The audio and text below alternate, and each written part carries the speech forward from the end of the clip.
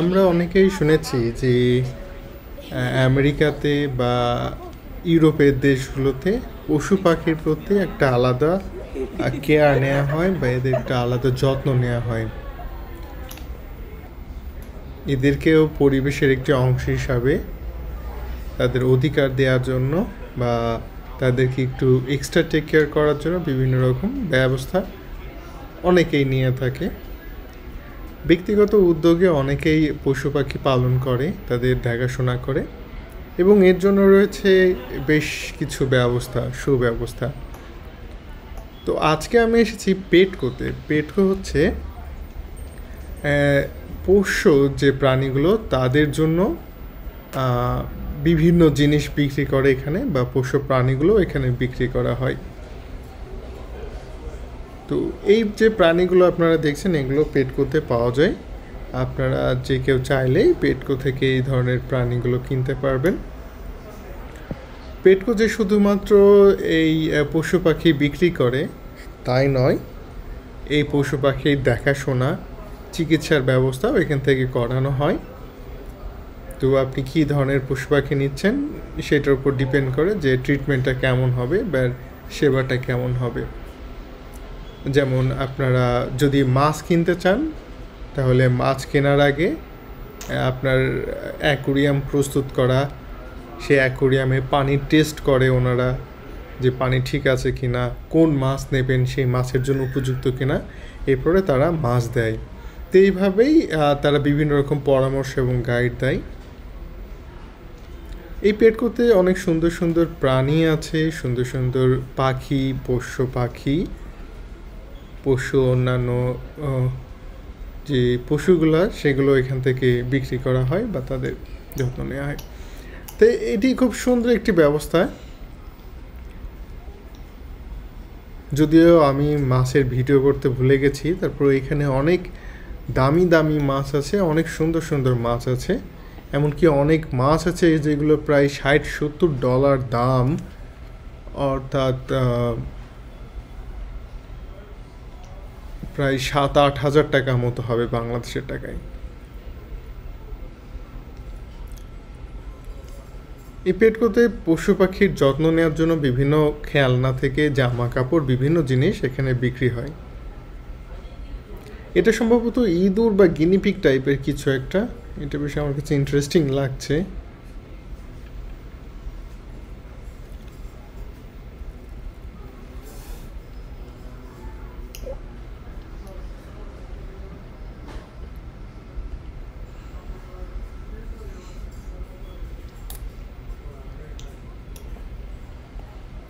খেলাধুলায় ব্যস্ত, যদিও এইখানে দেখে কিছুটা খারাপ লাগে আমার, কারণ এরা বন্দি অবস্থায় থাকে। কিন্তু বন্দি অবস্থায় বেশি দিন থাকতে হয় না, কেউ না কেউ এদেরকে নিয়ে যায় এবং খুব আদর করে যত্ন করেই লালন পালন করে। আমি দেখেছি এখানকার মানুষগুলো কত যত্ন করে এই পশু পাখিদের প্রতি। আমাদের বাংলাদেশে যদিও পশু পাখির প্রতি অতটা যত্নশীল আমরা না, তারপরে রিসেন্টলি দেখছি যে বেশ উন্নতি হয়েছে আমাদের দেশে, অনেকেই বেশ পশু পাখির প্রতি বেশ সচেতন, তাদেরকেও যত্ন নিচ্ছে। তারাও যে পৃথিবীর অংশ সেটা ভাবা শুরু হয়েছে আমাদের মধ্যেও। আর ইন্ডিয়াতে আমি কিছুদিন আগে ভিজিট করেছিলাম, ঘুরেছিলাম, তা আমার খুব ভালো লেগেছিলো যে ওইখানে ওরা পশু পাখির প্রতি একটা অন্যরকম মানে যত্ন বা কেয়ারিং। রাস্তার পশু পাখি, তারপরেও তারা পশু পাখিদের ডিস্টার্ব বা বিরক্ত করতে চায় না। আমার খুব ভালো লেগেছে ইন্ডিয়াতে এটা আমাদের বাংলাদেশেও কিছুটা হচ্ছে এখন, আশা করি খুব তাড়াতাড়ি ডেভেলপ হবে। এই যে খাবারগুলো, এগুলো হচ্ছে কুকুরের জন্য, ছোট ছোট কুকুর যেগুলো আছে, আমরা যে কুকুর বলি, পাপি যেগুলো আছে তাদের জন্য এগুলো খেলনা রাবারের আছে। এই দেখুন অনেক দামি দামি এবং সুন্দর সুন্দর খাবার আছে এখানে। এই খাবারগুলো প্রথমে আমি ভেবেছিলাম যে হয়তো মানুষের জন্য, পরে দেখছি না, এগুলো সব বিড়াল, কুকুর, মানে গৃহপালিত পশুদের জন্য। এগুলো গৃহপালিত বলতে আবার গরু ছাগলের জন্য আমি এখানে কিছু দেখি নাই। মানে কুকুর, বিড়াল, মাছ, বিভিন্ন অন্যান্য ছোট ছোট যে প্রাণীগুলো তাদের জন্য, পাখি।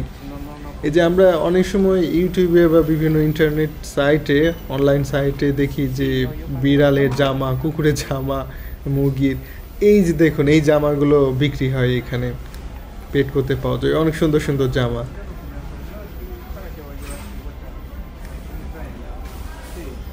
অনেক ফানি ফানি জামা আছে, সুন্দর সুন্দর জামা আছে এখানে। এই যে এখানে ছবিও দেওয়া আছে যে এগুলো বিড়ালের জন্য।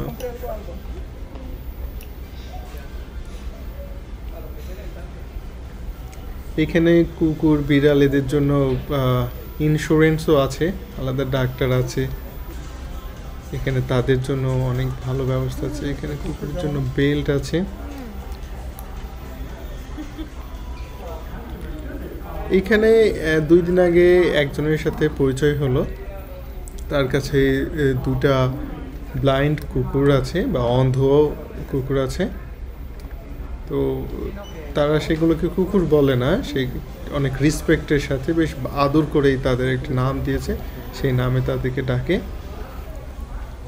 এবং এমনকি ওই ফ্যামিলি এখনো পর্যন্ত বেবি নাই যে ওই তাদের পোষ্য প্রাণীগুলোকে তাদের বেবির মতো করেই যত্ন করে।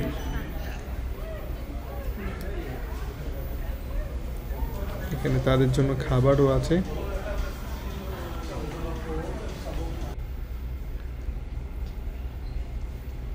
কত সুন্দর পানি খায়, এদের জন্য পানি খাওয়ারও কত ব্যবস্থা।